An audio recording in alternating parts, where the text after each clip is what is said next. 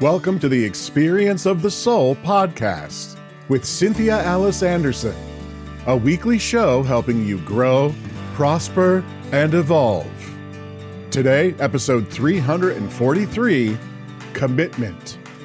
And now, Experience of the Soul.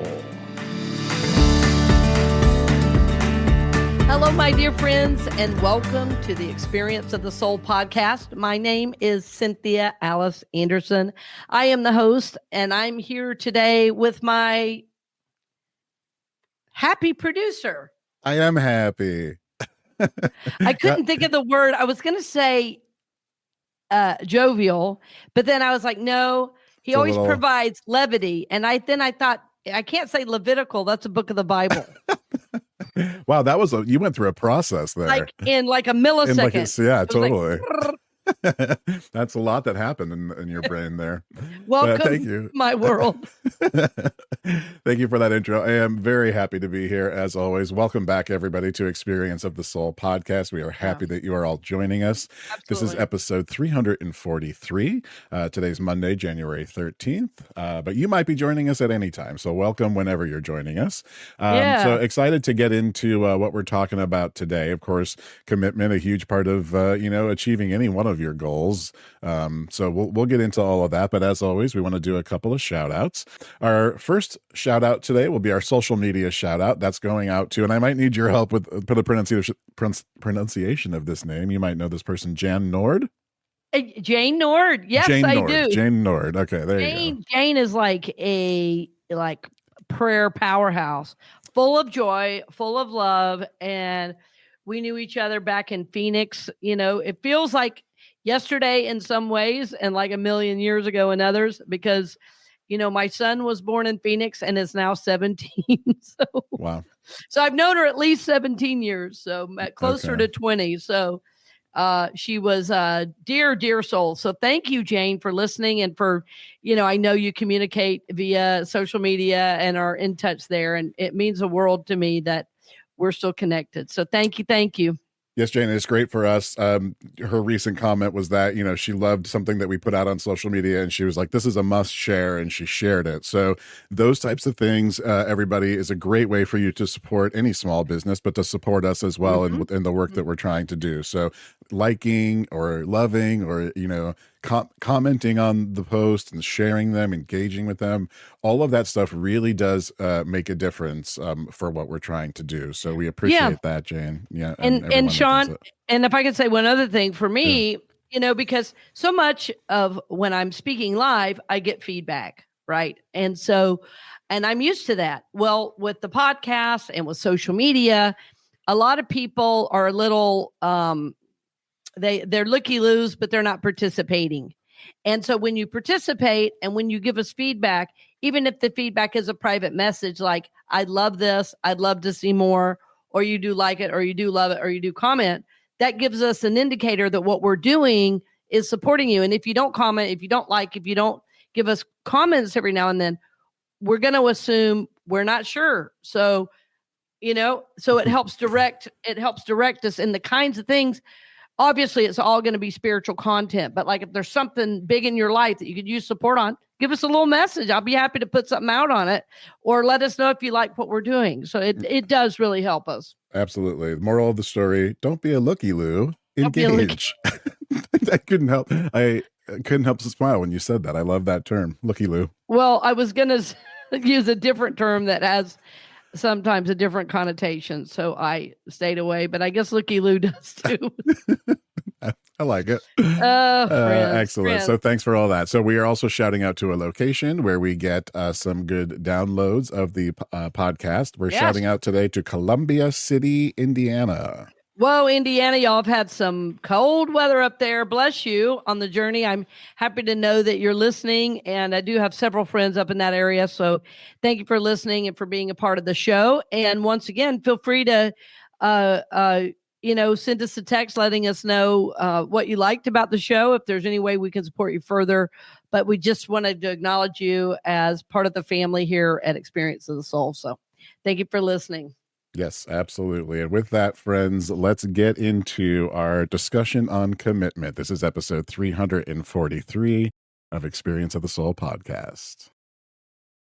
So let's get into it. Yeah, let's get into it. So the new year is always a very special time because there's a lot of energy for moving forward. There's a lot of energy for making new plans, for kind of reassessing what our life is about, where we want to go. And last week we talked about new year, new you, and it was really about moving out of the idea of New Year's resolutions and moving into more spiritual intentions and working with our dreams, goals, and desires, in a very intentional way to be mindful of the direction we want to go, and to continue to look at, are there things we're doing, are there things we are participating in that are not ours to do, and simply getting clear about who we are and what our purpose is. And in so many private sessions, this is coming up lately, that people are saying to me, I just want my life to make a difference. I don't want to, work, pay taxes, and die. I want to be fulfilled. I want to live a spiritual life. I want to live a godly life. I want to know that my life has meaning. And so I wanted to continue forward on some of the ideas, because so many of you that listen, are weekly listeners. And I want you to know, after you start to get some clarity around your dreams, goals, desires, and intentions, you have to begin to commit. Like once you get the clarity piece, the next step is committing to that process. And so the name of the show today, I believe in one word, is commitment. Commitment. And we know that a commitment is a necessary ingredient of a dream, goal, or desire, of anything you want to manifest. It doesn't happen without a sense of commitment. And what is commitment? Well, it's really this dedication to a thing, to an idea, to a way of being. And so if you're not sure about next steps, then you want to hold back on the commitment, right? Because you don't want to just march forward not being right, not without clarity, because that could be wasted energy.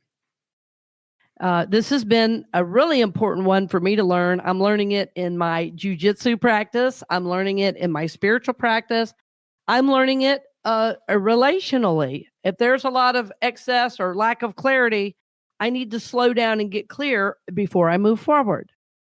Right? So if you're still new to some of this dream, goals, and desire stuff, you might want to spend some time getting clear. Join one of my mastermind programs or reach out for a session. Although I only have like one space left, I think, for counseling right now. I want to help you get clarity so that you can commit to your soul's next steps. I wanted to speak about commitment to a large degree because it's something that in our culture doesn't get spoken about a lot. And I think part of that is because we can get what we want pretty easily, by a click of a button. And we have a lot of images flying at us a lot. We have a lot of different ideas and information we take in a day. And when we're so busy taking in, we forget to get quiet and still and think, okay, what is mine to do? And then committing to that. And so commitment is this dedication. It is also a belief in yourself and what your purpose is. So just think about that. Am I truly committed to these dreams, goals, and desires that I believe God is trying to bring forth in my life and in my world? Am I committed to that? Am I committed to that? So commitment is about clarity. It is about purpose. It is about dedicating yourself on a daily basis to what it is you say you want to do and be. And I'll give you an example of what it doesn't look like. And sometimes that helps, first of all, to think about it. So if you get clear about something, and then instead of following that clarity, you say, I'm going to read another book, and then I'm going to do this, and then I'm going to do that, and then I'm going to do another workshop. And your energy is everywhere. So even though you like the idea, even though you're called to the idea, if you don't have this focused attention or this, this commitment, this dedication to this idea, what's going to happen is all these other things are going to kind of chip away at the idea. And pretty soon you're going to forget the idea was even there. So I want to encourage you to get greater clarity, first of all, on who you are and what your purpose is, and then commit to being that, commit to that practice, commit to living that purpose in the world. What many of us do is we wish something would happen. And I'll give you an example. I've had people over the years come to me with financial issues, money issues. And, one of the first things I say is, tell me about your tithing practice. And they get totally silent. And they say, well, I'm not really ready to tithe, but I really am just hoping if I do these little prosperity affirmations that God's just going to bless me. And I said, well, God will bless you according to your level of acceptance. And the level of acceptance isn't high when you are withholding. In other words, when there is a lack of dedication to that practice of giving. I've seen this over and over and over again. I've helped people that make very little money. I've helped people that make millions with the same idea. And for every person that is willing to commit to this idea of giving, of being in alignment with spiritual principle in their finances, what happens is they feel in the flow, but they commit to it and they dedicate themselves to it. Many people that have asked me, and I ask them about their tithing, I ask them about their prayer life, and they're simply not committed to the work.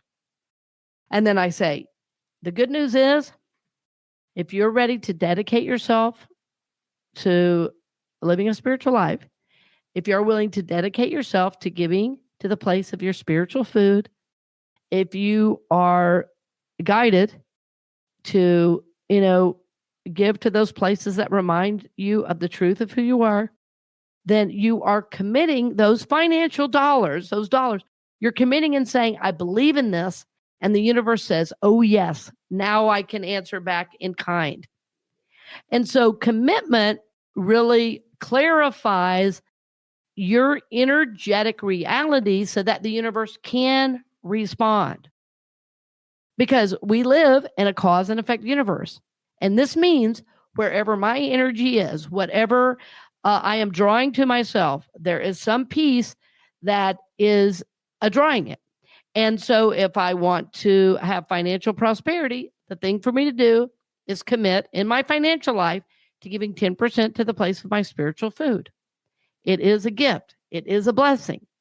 And that commitment to it dedicates those dollars, but it also dedicates my energy, and it also brings me in alignment with spiritual principle.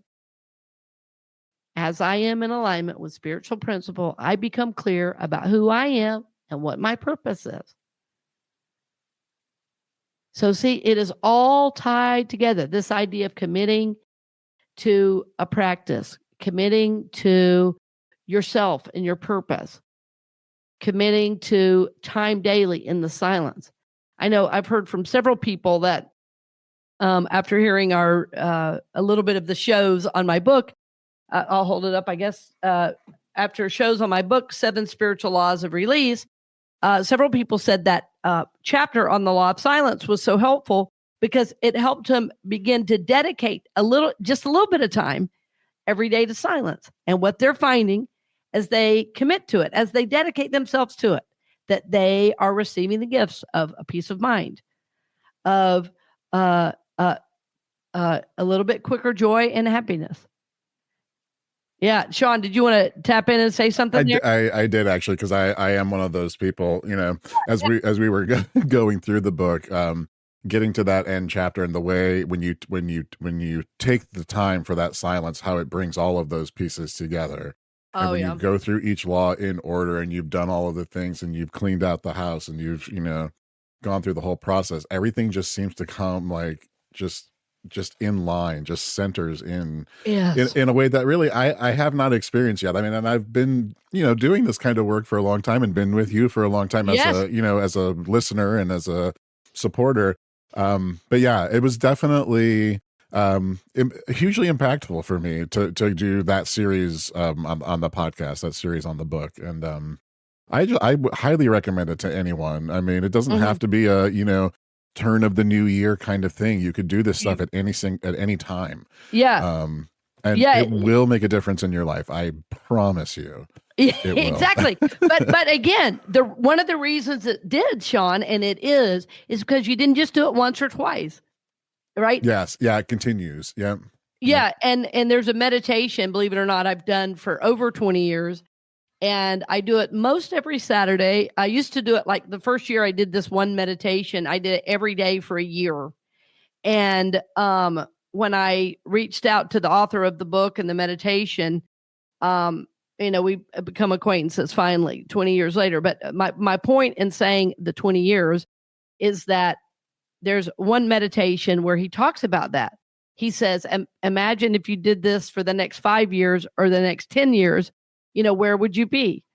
And it does move you forward. But again, he also talks about creating this place inside yourself that you get to come back to. And that's the piece, is that you're not reaching out here to like have somebody make you feel better or have this person, have to have other people do it. You can do it yourself by being in peace, by going to God in silence. Absolutely. And I think one of the things, and if this is a new concept or new idea for you, I would highly recommend also going back and listening to that episode on the law of silence. In that episode, we do 10 conscious deep breaths where you can certainly feel like an energy shift just in the energy of the podcast and in yourself if you are doing it along with RCA in the episode. And then at the end of the episode, we ended with a full minute of just conscious silence. And I think that might be a really good introduction to this idea. If this is new, Yeah, I think that's a good idea. And we can put a link to that in the show notes too, right, Sean? Yep, absolutely. Yeah. And you said some important things because I, always listen to the shows when they're out because frankly, I enjoy them. And I love hearing some of the things Sean says. And I always learn from him too, of course. And when we did those deep breaths, I was actually doing something in the kitchen when it came on, and I stopped and started breathing, and my eyes filled up with tears. And they did just now too. It was like I could feel the energy shift, and I could feel our connection. I was like, I just hope our listeners are feeling this because it does come out of my years of committing to this practice, Yeah. I remember at one time in some notes that I had back from like CCU when I would come to church and meditate. I remember one time you talked about doing 30 deep breaths, like having that be and I have done that, like to stay in it for a full 30 deep breaths. Well, let me say, almost feel like high. I mean, you almost exactly. You do. Yeah. Well, I was going to say, wait till you do 100. Oh, 100 is wild. 100 deep I bet. breaths. I can't imagine. I've always stopped at 30 because that's what you said. No, I'm just kidding. It's my fault. Yeah, well, Prince, and this is so interesting because, I love when sometimes we take a slightly left turn or a right turn because it all comes back to commitment. But back in the day when LSD was used, so I want to talk about this. LSD was used therapeutically, and Sean, that was probably 70s or late 60s, early 70s with Tim O'Leary, Ram Dass. There are some of the names that are really known for those therapies. And I've done a lot of research on it. I watched movies about it. I've been fascinated at the use of psychedelics.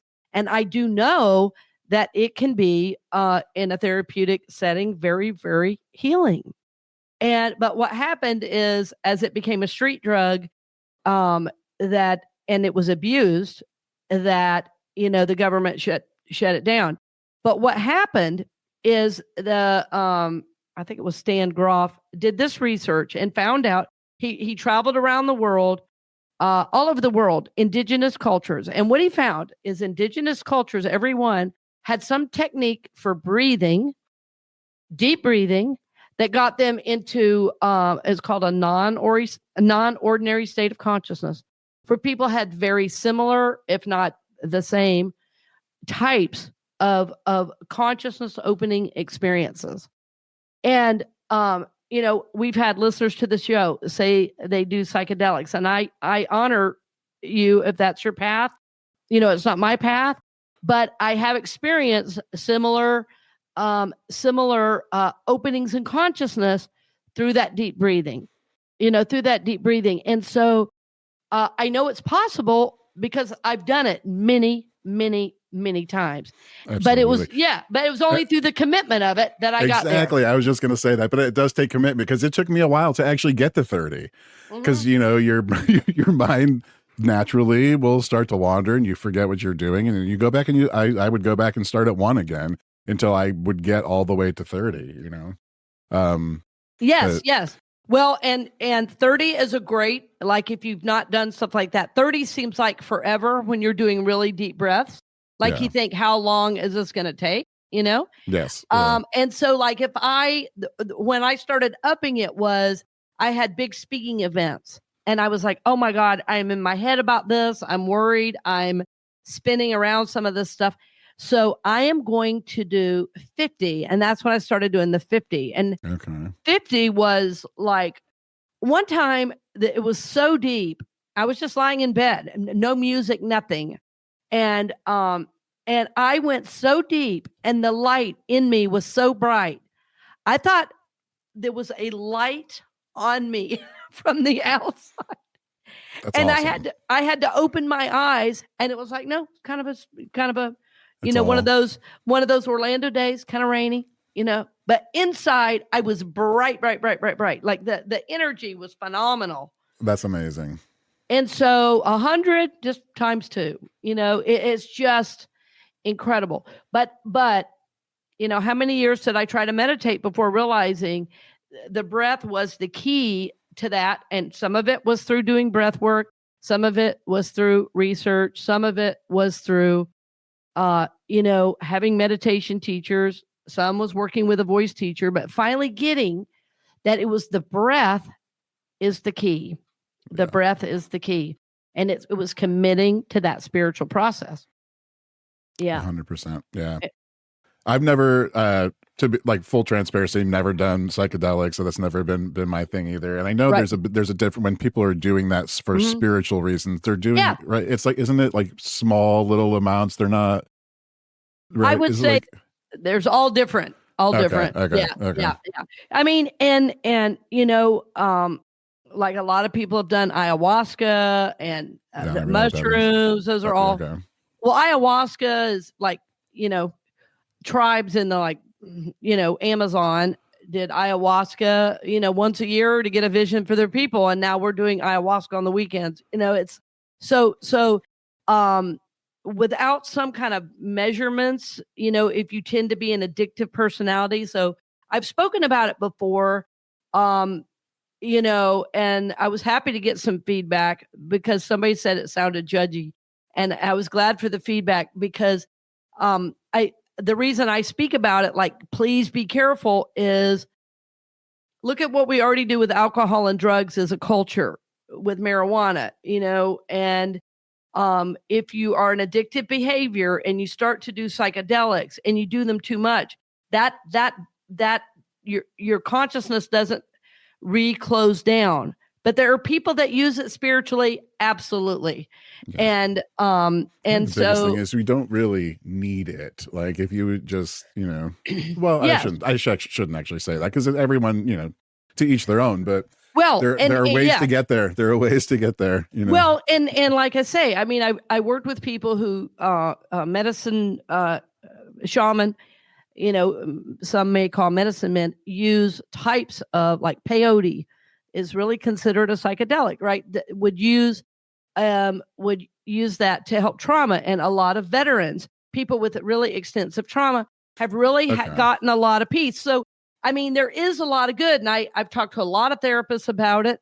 And I know a therapist well who uses it in her practice, but her big caveat is please, please, please be very careful, because of us as humans and our addictive nature. So, I wanted to bring it back up. I mentioned it in a talk again the other day.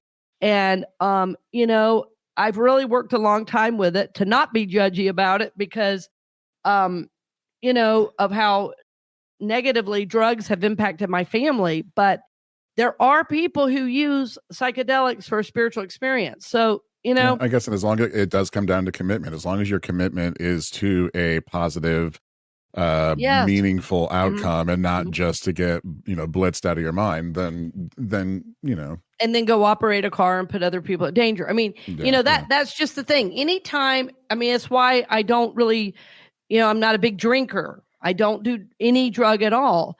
I personally do not want to be out of awareness of how my actions might be impacting others. So that's really good. Yeah.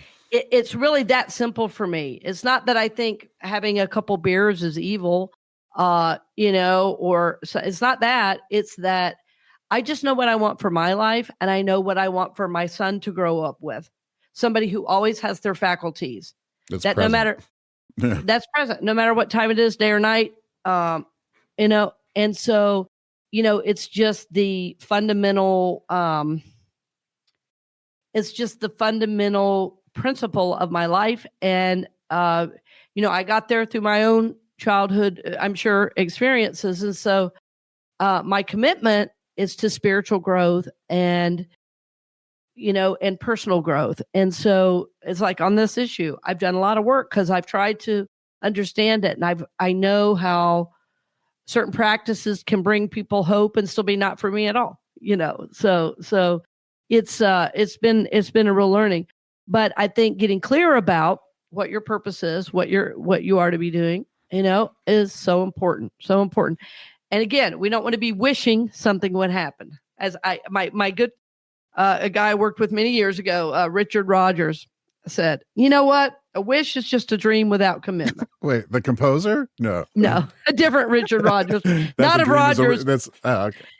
Not Rogers and Hammerstein. Oh, okay. Reverend Richard Rogers. Oh. Okay. Said, although that sounds like a song from a musical. Well, it's a dream is a wish your heart makes is what it was. What it made me think of. That's a Disney tune. But that's a Disney. But yeah, I love that. I'm actually looking at that here in the show notes. So a wish is simply a dream without commitment. Yes.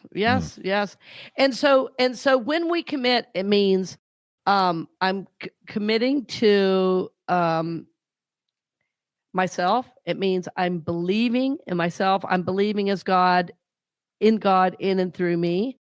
I'm believing that I am worthy to receive this vision. To commit means I dedicate myself to a certain way of being in the world. And, I as I look on our world today and I see so much, not just negativity, I'll call it vile, anger on the internet. We seem to have no inner values or guide. We seem to have no commitment other than to our own opinion. And I think that is very, very dangerous. So for me, this idea of commitment, it simply relates to all the other spiritual principles we work with. And it helps keep me accountable to myself and to my own spiritual nature. And so I love and support you enough as our listener to know you're being guided. You're doing that on your own and in whatever way you see fit. So I just trust that you're going to know what yours to do, when and how to do it. And it's going to take your commitment to really move it forward. No matter what it is you're doing, no matter where it is you want to go, without commitment, you're not going to be able to move it forward. I'll give you one more example before we end today. So I've been working on one of my books I've been working on it's probably a little over 3 years now. And when I realized it had been 3 years, I couldn't believe it because, I'll write several stories and then I'll put it down. And then I'll write several stories and then I'll put it down for 3 months. One time I put it down for almost a year. And now I've been writing very, very frequently for the last year. And I just did a word count just to see how far along I was. And I had, 37,000 words. And I thought, wow, that's amazing. I thought, how did I get to 37,000 words? And you know what? Dang. It's from committing to that process. 100%. That's the only way that happens, friends. That's the only way it happens. So much I learned from my jujitsu. I just had a lesson, and my coach said, "Wow, you're really improving." And it is because of your commitment. Yeah. It's like, and by the way, just so you know, you're in, what did he say? You're in the top 15% of all students who come here. Wow. And I said, well, what does that mean? I said, oh, really? I said, I don't know. I always feel like I know nothing. I said, I don't know. And he said, well, it's your commitment level. It's your commitment level. See how your belt keeps going up? And see, there's people who've been here a lot longer than you, and their belt isn't going up because they don't put in the time. And if they don't put in the time, they don't have the skill. And if they don't have the skill, they don't get the next belt. He said, it's your commitment that sets you apart. And my mom really modeled that for me. I have to say, I could not have had a better model of someone who committed to their physical journey the way she did, and so. She was a runner, right? She was a runner. She did a triathlon as well. She did a triathlon at 75. Wow. I think it was like a mini triathlon. It wasn't the full length. She ran the New York Marathon at 70. Yep. And she ran her last half marathon at 80. And she also did yoga every day as well. Amazing. Yeah. She just learned it watching a little, TV about this big. And if I figured out how to get a mat and healed herself of arthritis by learning to cook different. I mean, just, but her commitment was, well, if this is what you do, I'm going to try it for a long time. And even towards the end of her life, this is before, in the last little bit, she did a break her hip. And then that was kind of a key to her passing and leaving this life. But she was in such good shape, at 85. I needed to help her in the shower. And she just went into a pose in yoga and held her foot up halfway in the air so I could just wash her foot. Wow. It was like, I don't know if I could do that. It was like a tree pose. It was like a tree pose in yoga. Yeah. Here you go. And she sticks her foot out. She's standing upright, just like this. And I go, my God, I don't think I could do that. Yeah. And to have that kind of balance. Yeah. That kind of balance. Yeah. One day I showed up at the senior center where she ended up living the last couple of years, and I walk in and she's pushing somebody. She goes, "I'm taking this old lady to class," and she's pushing the wheelchair of somebody, about her age. Oh wow! Like she thought she worked there, So, yeah. But my point is, her commitment to her physical body helped her on until she passed. And so it was only about the last couple of months where she was not totally and completely able to get around, and most people, 10 and 15 years younger were sitting there with a remote or doing nothing at all. But it was her commitment that made the difference, because it sustained her, up until she was over 90 years old. Incredible. Yeah. So That's it's like glimpse into your future right there. Praise God. I hope you could be doing jujitsu at 85 years old. Somebody in a home will try to help me and I'll take them down. We're like, whoa, whoa. Put them in a headlock. Yeah. Well, friends, I hope you're having fun with us. And yeah, I've never stuck around this long. I've never been in an episode. I didn't mean to. I was just coming in and I know sometimes Dave would say, "Okay, was that a therapy session? I'm sorry." And I go, "No, it's great, because people learn from your experience too, and your input and your questions, and it's great. And I learned from you as well." So friends, our hope for you, the reason we, even spent a little extra time on this today, is we just want you to feel supported. We want you to have the tools. It's like commitment is a tool in the toolbox, and it is a necessary tool. You can't just have a divine idea and no commitment. You can't just have a wish and for financial freedom and expect money to fall from the skies. You've got to commit yourself to the processes associated with that dream, goal, and desire, or it will not come forward for you. And our hope for you is success. It's goodness. It's peace. It's hope. It's love. It's passion, even compassion, all good. So we thank you for joining us. Again, I want to thank our listeners in Columbia City, Indiana, and Jane Nord. Bless you, my dear, from Phoenix. Sending love your way. And dear friends, as always, thank you for joining us. Thank you for your financial support. We look forward to seeing you next week, and blessings on the journey. We hope you've enjoyed this episode of the Experience of the Soul podcast with Cynthia Alice Anderson, helping you grow, prosper, and evolve. This podcast is made possible because of listeners and viewers just like you. If you would like to support the podcast with your tax-deductible contribution on an ongoing basis or through a one-time gift, head on over to experienceofthesoul.com/support. The Experience of the Soul podcast is copyright 2025 Cynthia Alice Anderson, all rights reserved, and is produced by Sean Kilgore.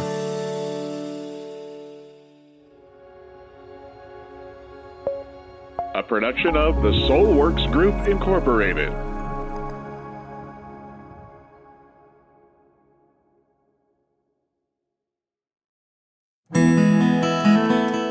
Hey friends, Sean here, your Experience of the Soul producer. I want to take a moment to tell you about something truly exciting. The Soulworks online community, created by your host, Cynthia Alice Anderson, and available on the Mighty Networks app. If you're looking for a place where you can explore your spiritual path, connect with others, and grow in a meaningful way, then this is for you. Soulworks is so much more than an online community. It's a safe, inclusive space for spiritual exploration, self-discovery, and personal transformation. Inside the community, you'll find everything from uplifting spiritual studies to soul-centered growth practices, meditations, affirmations, and so much more. It's a space where you'll always be supported and never judged. The best part, membership is free.